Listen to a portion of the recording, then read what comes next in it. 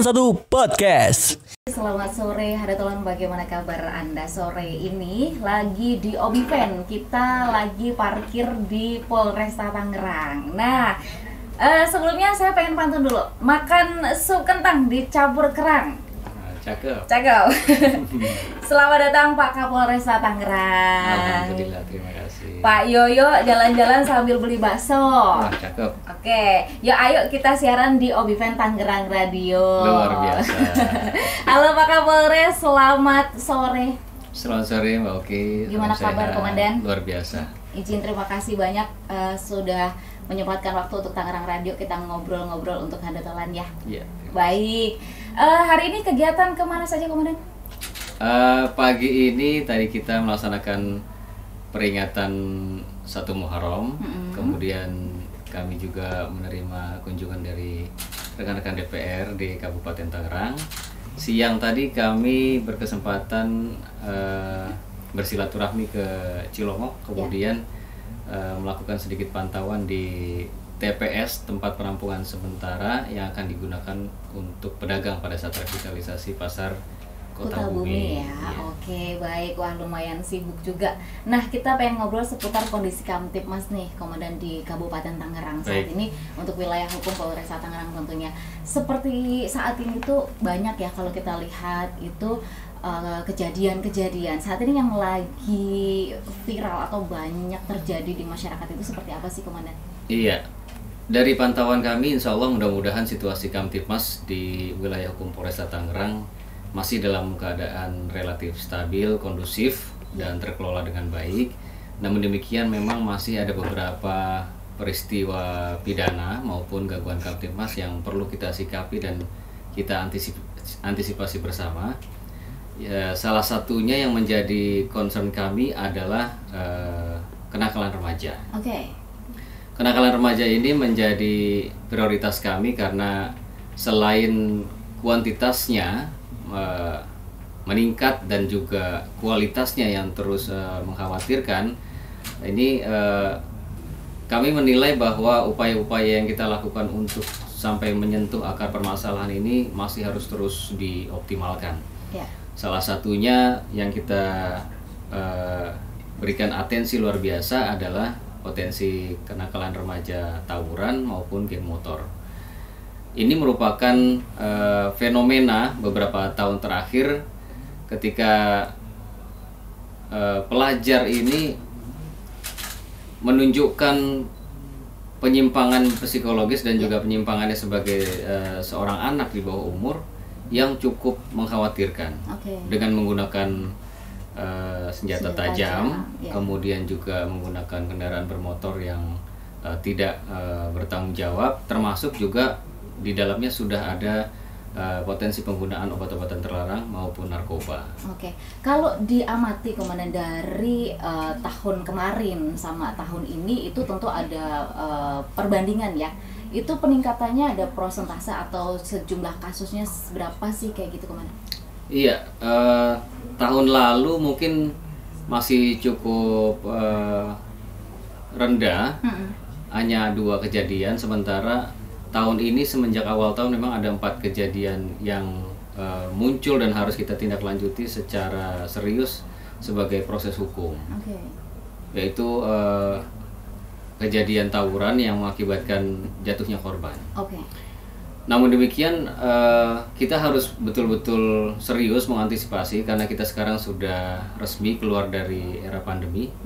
Kenapa? Karena tahun 2022 mungkin situasinya masih terbatas dengan tatap muka dan kegiatan belajar mengajar yang belum masih online. Nah, saat ini sudah mulai kegiatan aktivitas masyarakat dan juga pelajar sudah terus meningkat, semakin terbuka. Nah, ini yang kita antisipasi. Kalau dari sisi kuantitas memang meningkat, tetapi itu analisisnya sejalan dengan meningkatnya aktivitas masyarakat dan juga status pandemi yang sudah mulai dicabut. Tetapi ke depan kita akan terus berupaya untuk menekan kejadian-kejadian serupa. Oke, baik. Nah, dari beberapa kasus ini, Komandan, kalau bisa dilihat sebetulnya kenapa ini terus terjadi, itu motifnya itu seperti apa sih, Komandan? Anak muda itu kan kita sadar betul ya, kita pernah mengalami masa-masa muda di mana secara psikologis masih sangat labil, dia sangat dipengaruhi oleh lingkungan. Ya. Attention seeker atau mencari perhatian atau mencari jati diri dan hal-hal juga yang sangat berpengaruh seperti pengaruh dari teman, kemudian gengsi dan lain sebagainya. Ini pengaruh-pengaruh psikologis yang secara normatif ya, secara normal, secara alami dialami oleh seluruh generasi muda, dan ditambah dengan faktor lingkungan yang mendukung.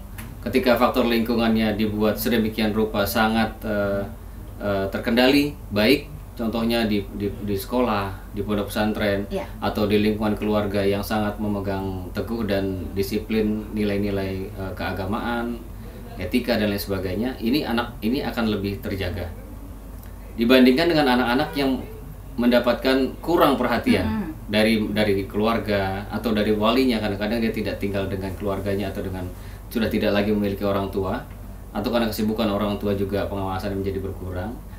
Juga di lingkungan sekolah yang memang punya, mohon maaf, latar belakang dan juga historical memang agak sedikit negatif, seperti bahwa sekolah ini adalah sekolahnya yang sering tawuran dan lain sebagainya.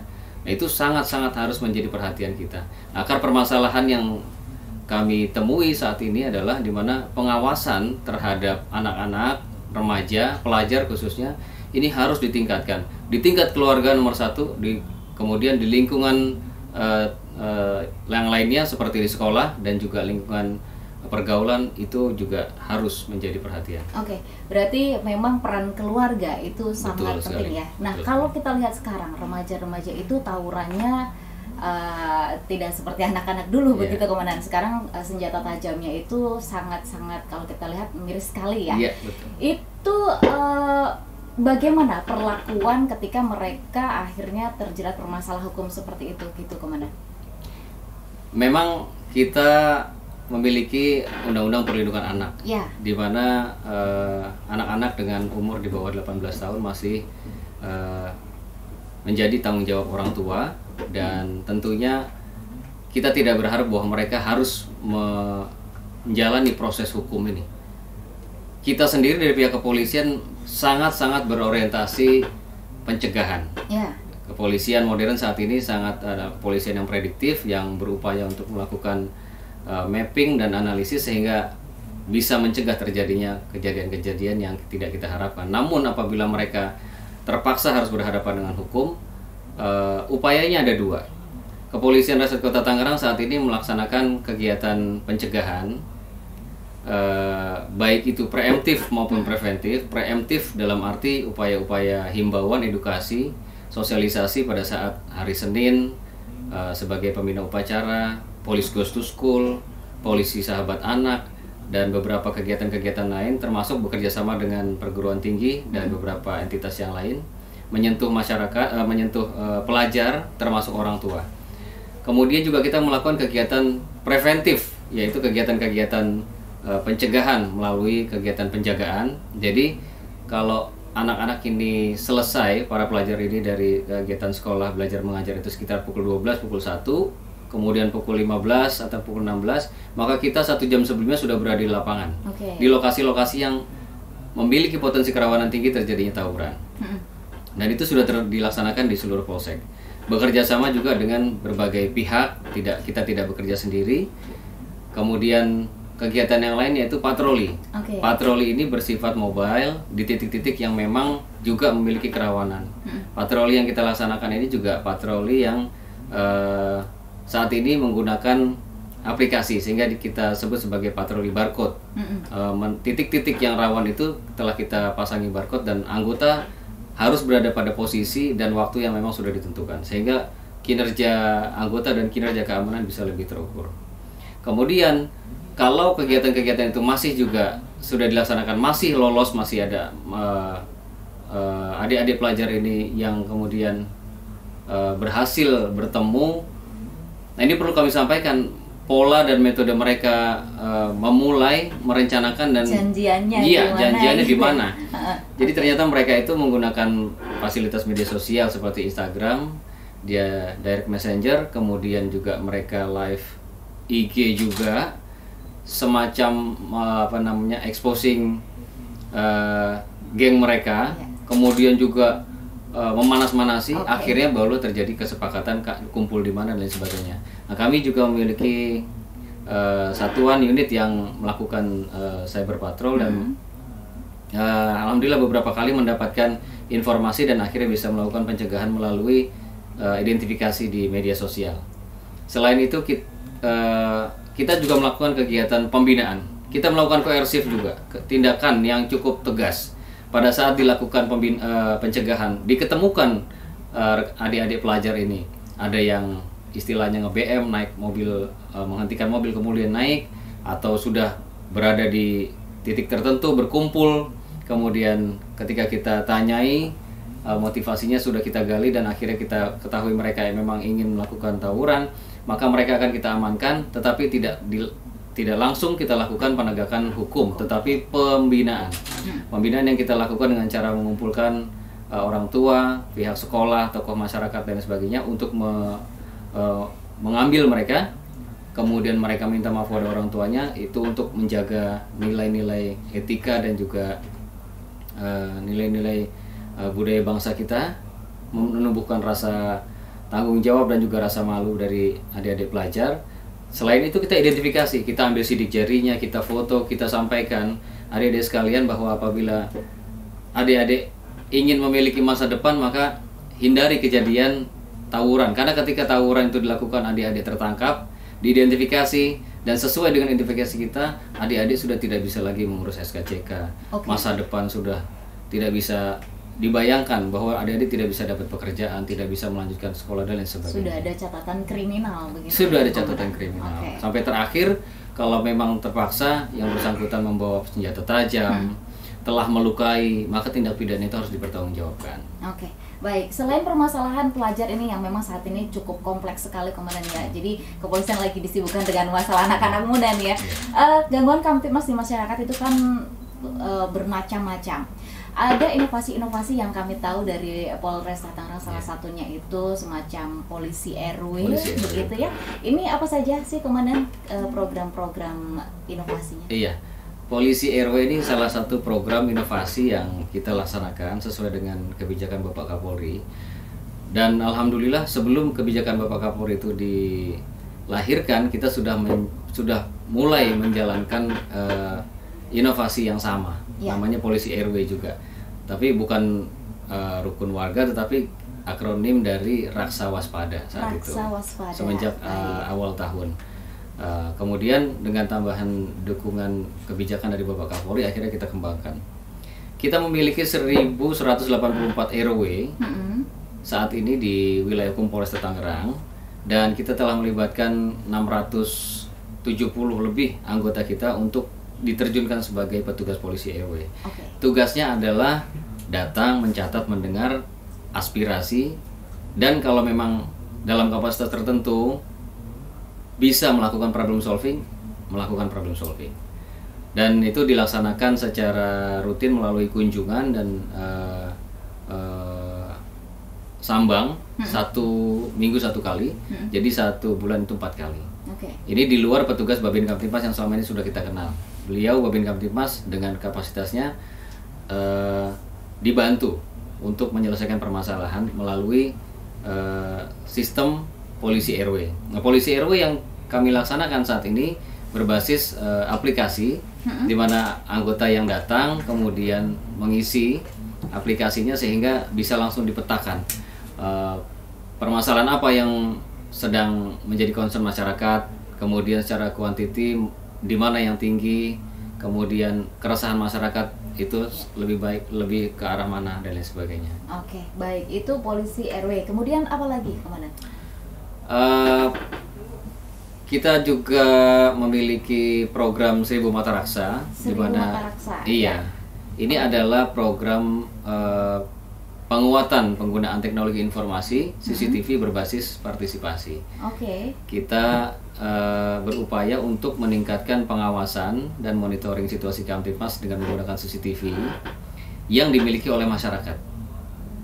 Jadi kami tidak membangun jaringan CCTV sendiri karena itu cukup mahal, cukup berat, dan berdasarkan hasil komunikasi kami dengan berbagai pihak masyarakat itu sebetulnya memiliki keinginan untuk mendukung kita. Nah, kemudian pola partisipasi dan sinergi dengan masyarakat ini yang kemudian melahirkan ide bagaimana kalau CCTV yang dimiliki oleh masyarakat dengan spesifikasi tertentu bisa diintegrasikan ke command center. Sehingga dari awalnya sangat kurang, saat ini sudah sampai mencapai 350 lebih CCTV yang ada yang merupakan sumbangsi dari masyarakat kepada kita. Targetnya 1000, jadi namanya 1000 mata raksa, 1000 CCTV. Masyarakat berbasis partisipasi. Ini berarti tersebar di di seluruh polsek, di seluruh kecamatan. Masyarakat yang punya CCTV tepatnya berarti di jalan-jalan utama dong ya, Komandan?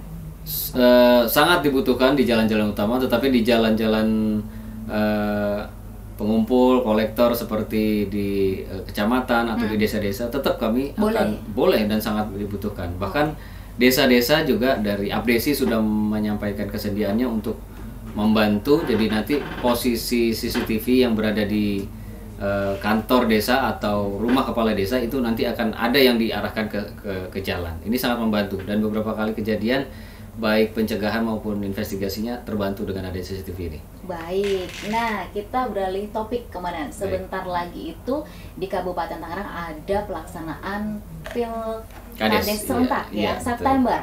Baik, bagaimana, Komandan? Tentu kepolisian juga akan disibukkan dengan kegiatan itu. Ada persiapan-persiapan yang dilakukan tentunya ya. Iya, jadi kami dan pemerintah kabupaten, terutama panitia Pilkades ini telah menyepakati bahwa kegiatan-kegiatan konsolidasi itu sudah mulai dilakukan. Oleh karenanya dari pihak kepolisian sendiri upaya untuk bisa menunjukkan keseriusan, kami telah menyiapkan rencana pengamanan. Kita akan menurunkan 300 hampir 400 personil termasuk satuan setingkat kompi dari BKO Brimob Polda Banten nantinya untuk mengantisipasi dan juga melakukan penjagaan dan pengamanan terhadap seluruh TPS yang berada di 12 desa yang melaksanakan Pilkades. Ada 235 TPS dengan DPT kurang lebih 99.000 jiwa yang tersebar di 6 polsek. Paling banyak ada di wilayah Tiga Raksa. Nah, ini kemudian selain upaya pengamanan secara terbuka ini, secara lebih dini kami bekerja sama juga dengan seluruh pemerintah desa untuk melakukan kegiatan sambang terhadap calon-calon kepala desa. Kebetulan kemarin kami dari Mauk, kemudian juga Kronjo, beberapa kepala desa berhasil dan mengumpulkan beberapa calon kepala desa dan meminta kesediaannya untuk berdiskusi dan juga menyatukan komitmen untuk siap menjaga situasi Kamtipmas selama pelaksanaan Pilkades. Oke, setelah Pilkades serentak lanjut Februari nanti itu adalah pemilu. Ini berlanjut kembali, Komandan, atau ditambah kekuatan yang ada? Iya, untuk pemilu, Pilek, Pilpres dan juga Pilkada. Ini merupakan operasi kepolisian terpusat, yaitu operasi Mantap Berata dan Mantap Raja.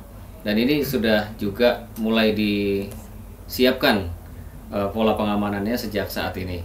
Nantinya kepolisian khususnya di Kota Tangerang, kita akan mengawal kegiatan Pilek Pilpres ini sejak saat ini sampai dengan pelaksanaan nanti, baik dari kegiatan-kegiatan preemptif maupun kegiatan-kegiatan preventif dan juga nantinya penegakan hukum. Untuk kegiatan-kegiatan preemptif dan preventif saat ini sudah mulai berjalan. Salah satunya kegiatan kami menempatkan liaison officer atau perwira-perwira atau personil-personil yang melekat di calon-calon caleg nantinya untuk memberikan ketenangan kepada para calon untuk menjalani proses dengan baik. Kemudian juga kerjasama kami dengan KPU dan Bawaslu, sekaligus juga menyiapkan KPU dan Bawaslu dengan pemantauan CCTV seperti yang kami laksanakan di tempat-tempat lain, sehingga monitoring dan pengawasan kami bisa lebih optimal. Sementara untuk pengamanan TPS nantinya kita akan melaksanakan atau kita akan menerapkan beberapa pola sesuai dengan kerawanan TPS, di mana ada dua kerawanan, yaitu TPS rawan dan TPS yang sangat rawan. Untuk TPS yang rawan kita akan menempatkan 2 personil Polri untuk 4 TPS. Sementara untuk TPS yang sangat rawan kita akan menempatkan 2 personil untuk 1 TPS. Dan untuk pengamanan di KPU dan Bawaslu saat ini seluruhnya telah berjalan. Oke, baik. Tentunya ini fleksibel menyesuaikan perkembangan kondisi di lapangan gitu, Komandan ya. Betul. Baik, bagaimana Komandan kalau misalnya ada masyarakat yang ingin memberikan informasi, laporan ataupun juga masukan kepada kepolisian, ini bisa melalui apa saja sih, Komandan? Iya, kami membuka hotline laporan dan pengaduan masyarakat melalui nomor telepon 110. Ini merupakan nomor telepon emergency call kepolisian. Nantinya akan langsung tersambung dengan Comment Center Polresta Tangerang ataupun bisa tersambung dengan Polda maupun Mabes Polri. Sementara secara lokal Kapolresta Tangerang juga menyiapkan hotline, yaitu nomor telepon Halo Kapolresta Tangerang di nomor 0811 123 01 110. Saya ulangi, 0811 123 01 110. Selain itu kita juga tentunya mengharapkan informasi yang terus diberikan oleh masyarakat sebanyak-banyaknya melalui petugas-petugas yang ada di lapangan, baik Babin Kamtibmas, polisi RW maupun siapapun petugas polisi yang ada di terdekat dengan Handai Tolan sekalian. Oke, baik. Nah, kalau dilihat dari nomor Halo Pak Kapolres ini, antusias masyarakat seperti apa sih, Komandan? Luar biasa. Kami mendapati antusias dan juga keinginan dari masyarakat untuk memberikan masukan kepada kepolisian semakin meningkat. Ini kita menerapkannya di kurang lebih bulan Maret, saat ini sudah bulan Juli. Ini terus mengalami peningkatan karena masyarakat saat ini lebih dekat dan lebih familiar dengan nomor telepon WhatsApp ya. Dan juga ternyata memang lebih efektif ketika kita ingin memberikan respon balik. Jadi mereka yang masyarakat yang sudah pernah masuk ke nomor telepon WhatsApp Halo Kapolresta Tangerang ini otomatis akan mendapatkan informasi baik itu himbauan maupun juga flyer-flyer pencegahan kriminalitas, modus-modus baru, kemudian informasi dan lain sebagainya. Oke, Instagram juga Instagram aktif, juga, Komandan. betul, baik, terakhir Komandan himbauan kepada masyarakat untuk masalah Kamtibmas ataupun juga kondisi di wilayah hukum Polresta Tangerang saat ini, silakan. Baik, untuk Handai Tolan sekalian, para pendengar radio Tangerang, seluruh masyarakat Tangerang yang sangat saya cintai, kami dari Kepolisian Resort Kota Tangerang menghimbau kita seluruhnya untuk meningkatkan keamanan dan kesadaran untuk meningkatkan keamanan dan keselamatan pribadi, lingkungan, keluarga, dan juga wilayah kita. Dengan cara meningkatkan kesadaran ini, saya yakin bahwa kita akan bisa terhindar baik sebagai korban, juga terhindar sebagai pelaku tindak pidana atau kejahatan. Selain itu, kami juga berharap bahwa dalam menghadapi tahun demokrasi, pesta demokrasi yang akan datang, kita dapat lebih mengutamakan persatuan dan kesatuan, saling menghormati perbedaan, dan mewujudkan pemilu yang aman, damai, dan demokratis. Baik, terima kasih Pak Kapolres. Kami terakhir punya pantun untuk Pak Kapolres. Pagi-pagi naik Honda Brio. Iya, cakep. Baik, perginya ke Pasar Kemis. Kami dari Tangerang Radio, terima kasih untuk sambutan yang manis. Luar biasa. Baik, terima kasih Komandan untuk waktunya dan juga ngobrolnya yang singkat. Sebetulnya kita masih bisa ngobrol nextnya, nanti diagendakan kembali, Komandan izin ya.